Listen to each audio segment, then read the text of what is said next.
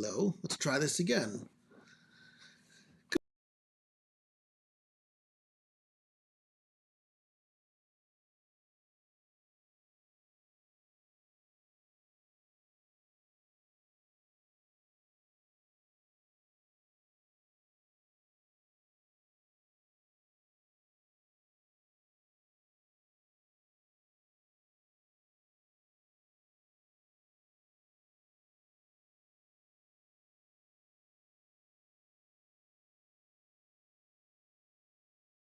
We're going to, when all else fails, which seems to be the issue that I'm having, we're gonna go. We're gonna go old school and just go with the. This is the beauty and the. This. Thank you for the text, by the way. This is the beauty and the curse of live video. It's why I love it, and it's why I believe and really feel that this is the most authentic, because you can't go back into it all over again. That's fine. We're all friends here. Mistakes happen, and last time I checked, yes, I am still human. I'm going to start all over again. Thank you for being here, whether you're watching on YouTube or on Facebook.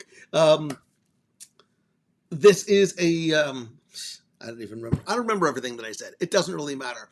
I'm super excited for tonight's show. And if you quickly, by just sort of being very honest and very transparent about something, because I have internal struggles when it comes to things like this, because I never, ever want this to feel or look like, hey, look at this cool thing that I did that you weren't able, and that's troublesome to me.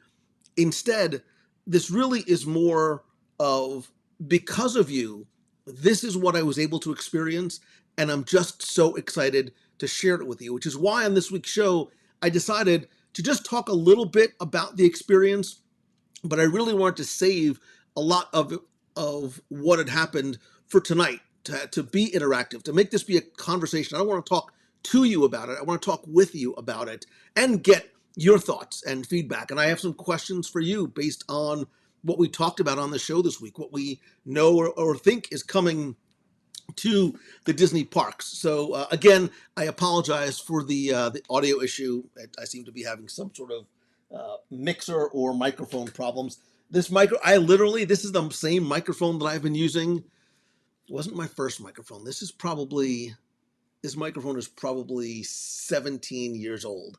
Like, I never want to I hope it's not broken, because I never want to get rid of it, because it's the microphone I've had almost from the start. But I really do want to talk about the experience that I had this week, which I alluded to briefly on the show, really brings this all full circle, because this really started, I didn't realize this is where it was going to end up, but this really started last year with something that I never talked about, for a variety of reasons. One of which was there was something that I wanted to do to share with that experience. It never happened for one reason or another.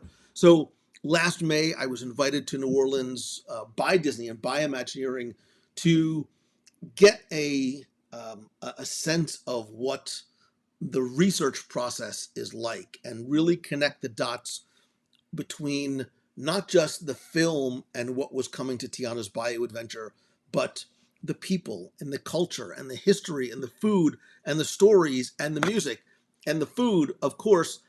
And I held off on sharing a number of things from that trip. One, because I was embargoed from doing it for a long time. And then two, I really wanted to do for that show what it ended up really taking a year to have happen, which is I wanted to spend some time with the Imagineers and talk with them about it, not just share my thoughts and reflections and a little bit of sound clips here and there and some photos and videos that I took, which I will share, which I will eventually share from that trip in a combined video or reel that I'll share. But we were able to not just see and hear presentations from Imagineers, but we went on a swamp boat tour in the Bayou, and it's amazing when you see these places in real life and then you think back to the film. You're like, I can see where the inspiration came from for that place, for that feel, for the richness and the depth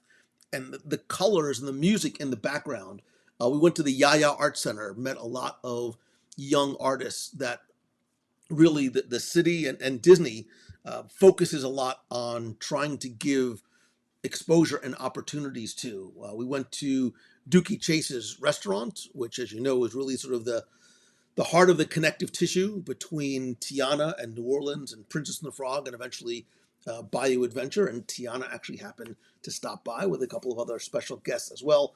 We also went to like the Jazz Museum and went to Preservation Hall and heard from some of the musicians whose original compositions are going to be in Tiana's Bayou Adventure. So for a number of different reasons, I wasn't able to do those interviews.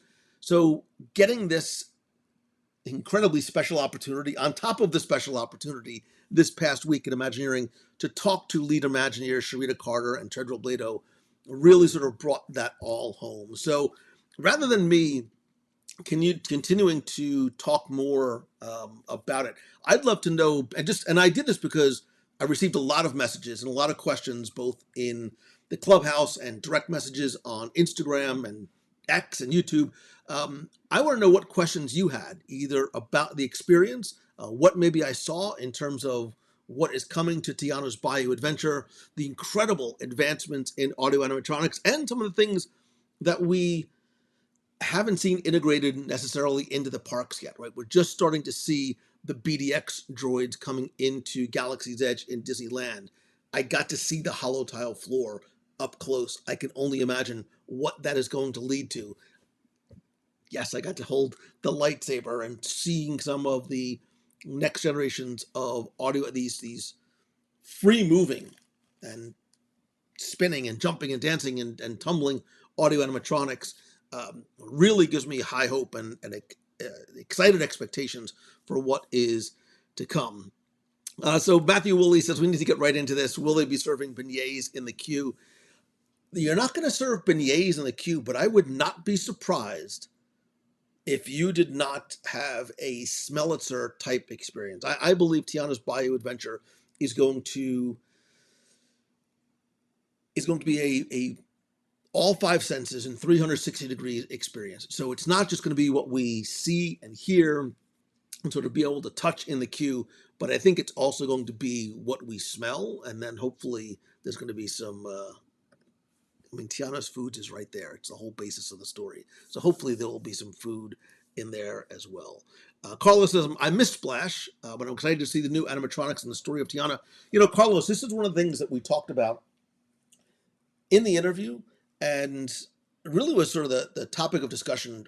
Again, there was a very, very, very small, there was literally, like I could count them on one hand, the number of us that were there. But we talked about this, right? So the balance of the new versus the old. And it's one of the things that I want to sort of hear from you in this idea of the balancing between preserving the sentimental love that we have for attractions and then wanting to bring in new attractions as well. And I think there's also additional balances too between traditional storytelling and the integration of advanced technologies in the parks as well. Dawn, I would not be surprised if we did not see a beignet cart in Walt Disney World. Certainly in Disneyland, you have beignets available right near Tiana's. So I think it would be, I would be shocked if we did not see and smell beignets in Walt Disney World. Hannah says, what are you most excited about, or that you got a glimpse of for the future of Disney that I can share, of course? So from what I can share, and again, I wasn't able to, I shared photos from what I was able to, and Disney shared some photos as well. I really think that the hollow tile floor has capabilities and extensions and integrations and applications that we can't even start to imagine yet. So this is not, they are not a single person. They showed, Lanny Smoot and another Imagineer were on there at the same time, walking towards each other in different directions, never impacting one another. So how does this impact the theme park experience going forward? And when will we see a hollow tile floor being integrated? How does this impact virtual reality in terms of VR spaces? How will this eventually impact us at home? There absolutely has to be some sort of consumer application for hollow tiles. And how is this going to be licensed to be used elsewhere. And what we saw in that video, what I saw up close, I mean, I was a foot away from it, is first gen, right? I mean, in terms of what's been revealed. Obviously, there's been multiple iterations before him, but where is this technology going to go, and just how much of a true game changer is this really going to be? I think is really what I'm excited about, seeing the progression and then the first application of this inside the Disney parks. The most impressive thing that I saw, Heather, leaving the holotype, for all intents and purposes, that's what they are. The free roaming audio animatronics of Duke Weaselton and Judy Hopps were remarkable. You know, the swinging Spider-Man was a leap forward in technology, but it does one thing very, very well. The motion of these figures, the fact that they are free roaming, and the fact that Judy Hopps is able to fall down and get up and bounce back up and be on rollerblades is remarkably impressive. Again, where does this lead us in terms of what is coming to other applications of audio animatronics? Look, even the Tiana's Bayou Adventure audio animatronic figures were very, I keep talking about the fluidity of motion and that little sort of like bounce, that excited bounce that Louis the alligator has. It's as if I don't know how else to describe it, but being able to get that close to them, it feels like they stepped out of the 2D movie and just sort of popped into real life 3 dimensions. It's hard to articulate, but think of what an advancement the Wicked Witch of the West was in the Great Movie Ride, and the other iterations of AA technology since. These are really a leap forward, and to see them in different states of development was also really, really impressive to see. Are the new animatronics more like the Pandora one? Not in that size and scale. Louis is a big figure, but he's, you know, lifelike-ish size. The singing shaman from Navi River Journey is on a different level. But I don't know where, for example, Tiana is going to be positioned in the attraction, right? Multiple times we're going to see her in different bespoke costumes along the way. But getting that close and being able to watch in full bright lights and being able to sort of stare at her, especially when I was able to go in early and was able to spend a good deal of time there, you could almost sort of get the sense that there was muscle, and there's not, right? But there's muscle underneath there. So there's a lifelike realism to the audio animatronics that I think is even sort of that next generation from the shaman in Pandora. There was no discussion of anything Disneyland Paris. This really was focused on primarily Tiana's Bayou Adventure, as well as Walt Disney World primarily, and a little bit of Disneyland.